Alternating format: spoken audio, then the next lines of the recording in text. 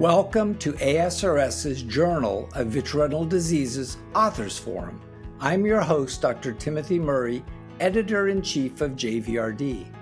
On each episode of the JVRD Authors Forum, I will interview innovative retinal researchers on their studies featured only in JVRD and how these studies will impact our patients' care in our clinics.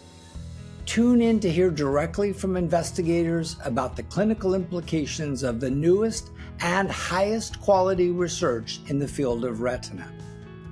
Welcome to JVRD's Author Podcast. I have the pleasure to be joined by Dr. Carson Petrash, who is a second-year fellow at the University of Texas Health Systems in San Antonio, Texas. He has a fascinating case report on suprachoroidal injection of tattoo ink. Welcome, Dr. Petrash. Hello, Dr. Murray. Thank you for having me here. Real pleasure. So you have a great case. I don't know if you know, but it's going to be the cover art for that issue. So can you take me a little bit through this, because this is by no means routine? So this was a 40-year-old patient who came into clinic with Dr. Lane at Retina Consultants in San Antonio. He had had scleral tattooing done on both eyes about 11 weeks beforehand. And he had said that for about 5 to 7 minutes after the injection was done in his right eye, he had lost vision and there were some red lightning bolts.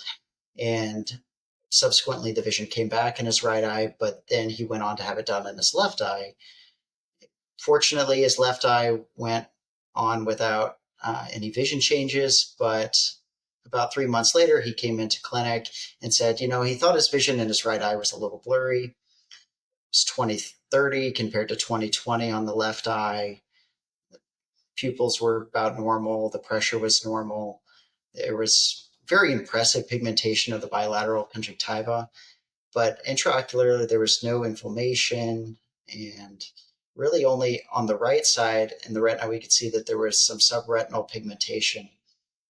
The left eye was relatively unaffected, although there was a little bit of subretinal scarring superior temporally there. So what we believe happened is that the dye was injected suprachoroidal in the right eye, and I believe the needle probably even went intraocular in the left eye before it was withdrawn and the dye was eventually placed subconjunctival in the left eye. He was very, very, very lucky to have gotten away without any infection or severe inflammation. So there have been a few case reports like this, but usually without a good outcome like you've had here. Nonetheless, what do you think the etiology was for the vision to be down? Was that correctable with refraction, or what's your thought?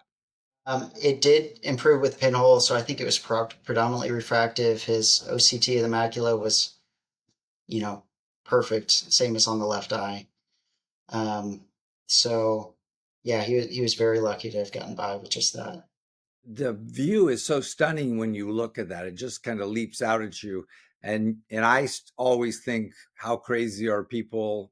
People have done subconjunctival jewelry, putting, like a butterfly underneath and embedding it. And I've been less uncomfortable with that than I am with this, because I think you're correct that the concern with the needle that is injecting your ink is the level of penetration depth for that. So it's kind of interesting. I guess they've been doing this, I think you noted, for about 17 or 18 years, at least since the first case. I have yet to see a patient in real life like this, but I've certainly seen some of the complications.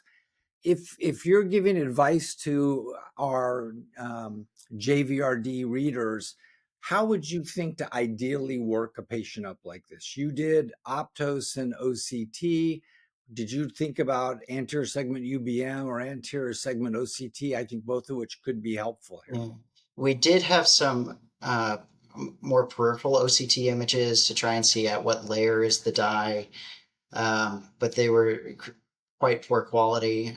Certainly, if you do have the anterior segment OCT or UBM, those could be helpful too, just to further ascertain where is the dye and how is the eye responding to all of this. And as you were mentioning, the article that was initially posted about people doing this, uh, they were trying time after time. I think they did 40 strokes getting into the eye. They have no idea where they're putting the dye. So it could certainly end up intraocular, subretinal, suprachoroidal, subconj, where they're trying to get it. And so we just need to be on the lookout for where's the dye and how is the body responding to it. A lot of these dyes have microbial contamination as well as heavy metals. Copper is very common in blue dyes, and so we can expect inflammatory reactions to those sorts of compounds. So certainly on the lookout for inflammation and infection. And then the other thing, of course, is the direct needle penetration. So, we're comfortable, of course, as retina specialists, to put needles into eyes all the time, but we're very careful at where those needles are placed in regards to additional ancillary structures. So, the pigment changes in the peripheral retina there are very interesting. So you don't know if that was a needle stroke penetration or indirect trauma or the dye.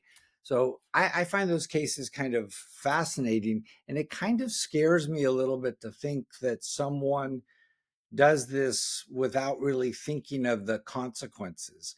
So I can't imagine how the informed consent goes when you talk about this. This is very different from like doing your forearm or your shoulder or even some of the other crazier places that have been tattooed. We have a longer experience, of course, tattooing cornea. There's a lot of interest now in sort of dye sublimation to change the color of the iris. So it does seem that people are looking at body modification beyond just ophthalmologically targeted care. So my feeling is you gotta expect you're going to see somebody like this. So be prepared. Certainly, very good thoughts. Right. Now, when you look, what do you think might have looked differently early? Do you think that there was swelling in the suprachoroidal space, or do you think there was a choroidal effusion? I mean, any thoughts as to what the mechanism of that could have been immediately?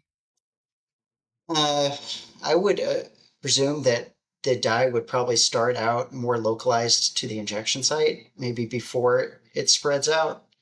Um, that would be a good question for folks with Zypir, maybe to kind of see how quickly that may diffuse across the suprachoroidal space, um, and what trauma to the increase in volume in that space looks like.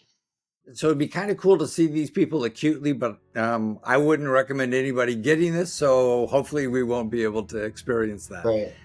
Amazing case. You did a beautiful job with imagery and the discussion. So Dr. Petrash, thanks for joining us tonight. It was a real pleasure.